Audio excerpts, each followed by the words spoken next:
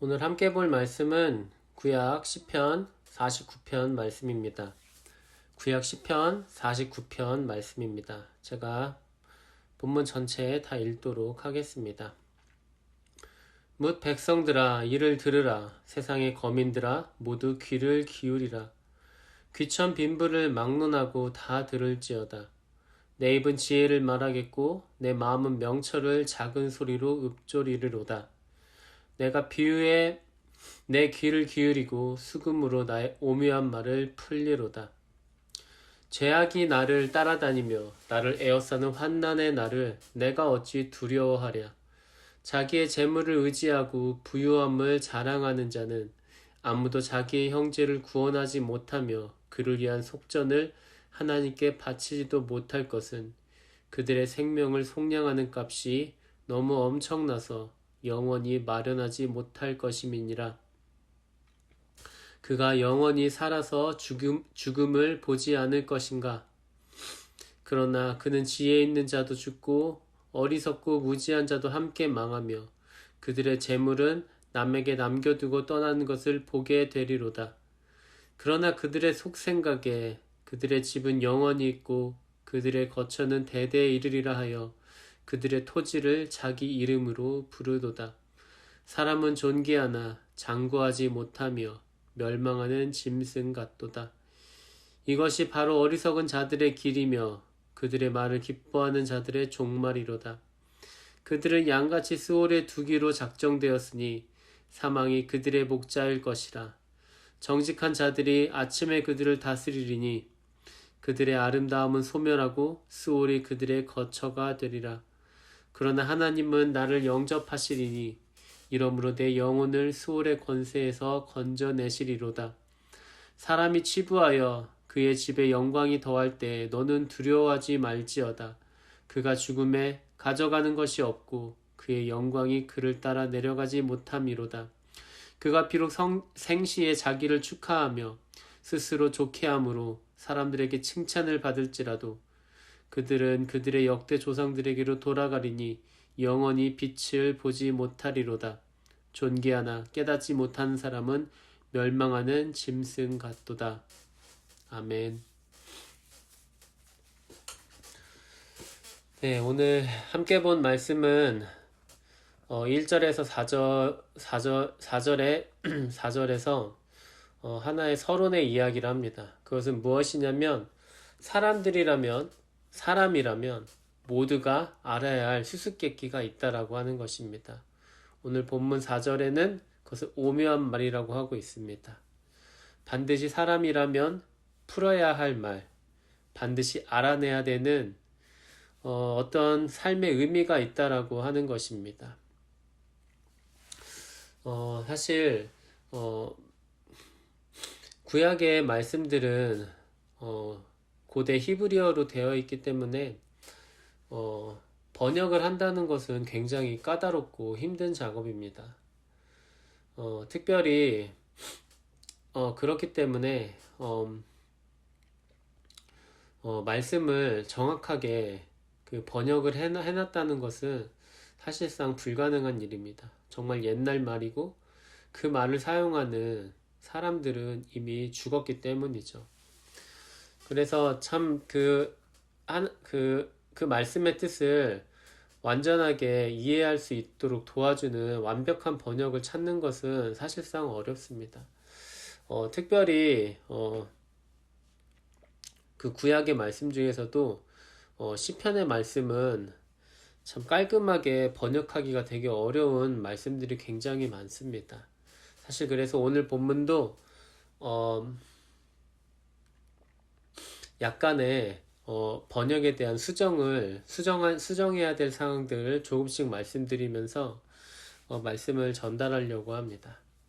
불편하시더라도 조금이라도 말씀을 정확하게 이해하기 위한 것이니까 잘 들어주셨으면 좋겠습니다.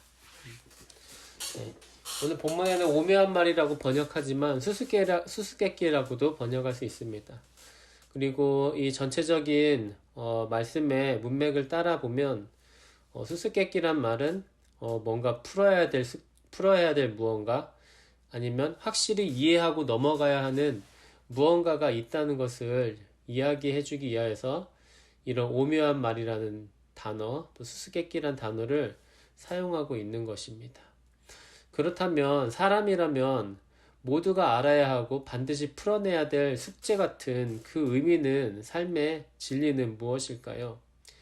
그것은 무엇이냐면 사람이 죽는다는 사실인데요. 거기에서 끝나는 것이 아니라 사람이 죽는다는 것은 목숨을 잃는다는 말이잖아요. 근데 그 사람의 목숨이 얼마나 가치가 크냐에 대한 이해를 갖고 있어야 된다라고 하는 것입니다. 먼저 결론부터 말씀드리자면 오늘 본문이 말하는 바 사람의 목숨의 값은 이 세상 어떤 것으로도 값을 매길 수 없을 정도로 너무나도 비싸다라고 하는 것입니다. 계속해서 말씀 보도록 하겠습니다. 오늘 본문 12절 말씀은 이렇게 이야기합니다. 사람은 존귀하나 장구하지 못하며 멸망하는 짐승 같도다 라고 이렇게 이야기하고 있습니다. 여기에서 사람은 존귀하나 라는 이 표현도 사실은 좀 더 정확하게 번역을 하려면 사람은 존귀하나 라는 말보다는 존귀한 사람일지라도 또는 존귀함을 누리고 있는 사람이라 할지라도 라고 번역되어야 합니다.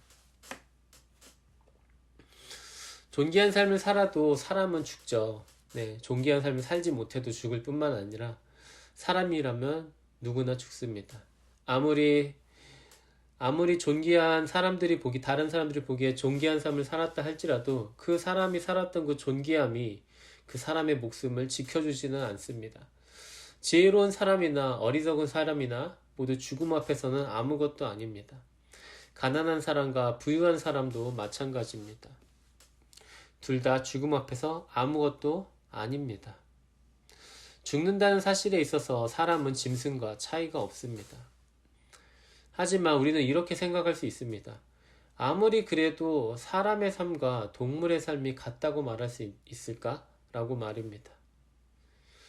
맞습니다. 분명히 사람의 삶과 동물의 삶이 죽음에 처해 있다는 것은 똑같다고 말할 수 있겠지만 그렇다고 할지라도 사람의 삶이 동물의 삶보다는 확실히 가치가 있습니다. 하지만 그런 사람의 삶과 동물의 삶의 결정적인 차이는 무엇일까요? 오늘 본문은 그것에 대해서 이야기합니다.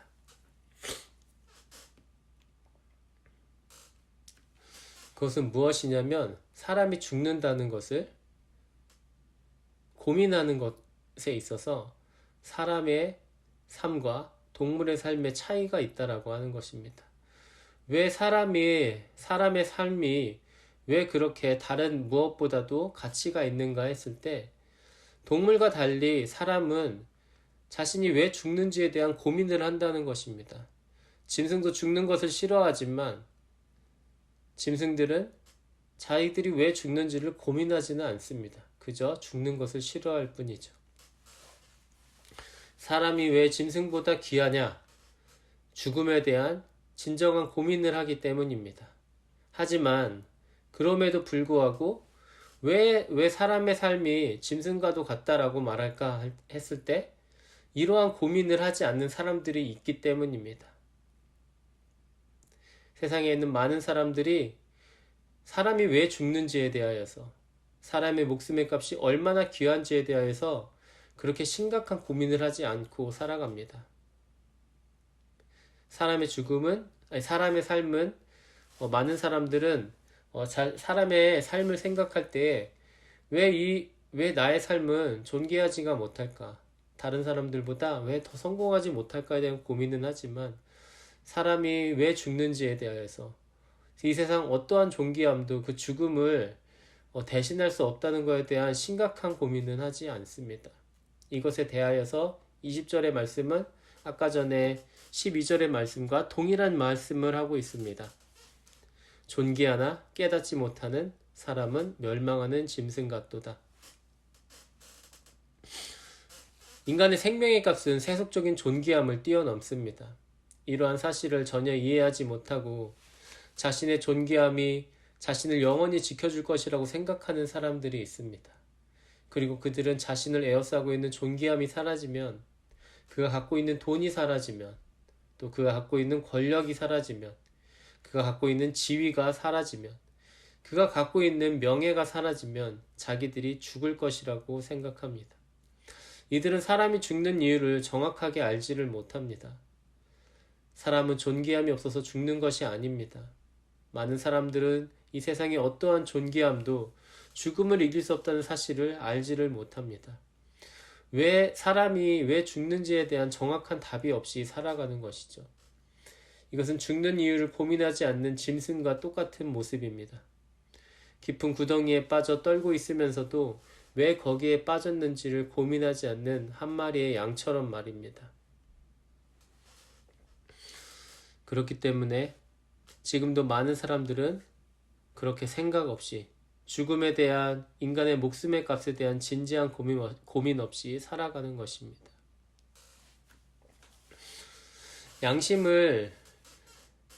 사람의 양심이 바르게 세워진 것만이 사람을 사람으로 만들고 죽음을 면하게 합니다.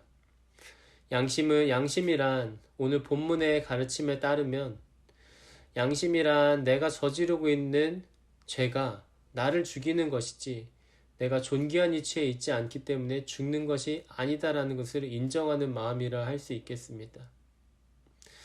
5절에서 이러한 말씀이 있죠. 죄악이 나를 따라다니며 나를 에워싸는 환난의 날을 내가 어찌 두려워하랴. 이 말씀이 있는데 이 말씀 또한 좀 살짝 번역을 좀 수정할 필요가 있습니다. 죄악이 나를 따라다닌다 라는 표현보다는 악한 자들이 행하는 죄악 때문에 악한 자들의 죄악이 나를 따라다닌다 라고 이렇게 이해해야 합니다.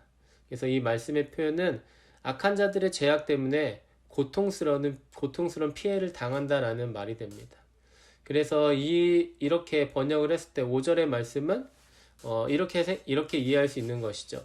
악한 자들의 죄악 때문에 고통스러운 피해를 당한다 할지라도 나는 두려워하지 않는다 라고 하는 것이죠.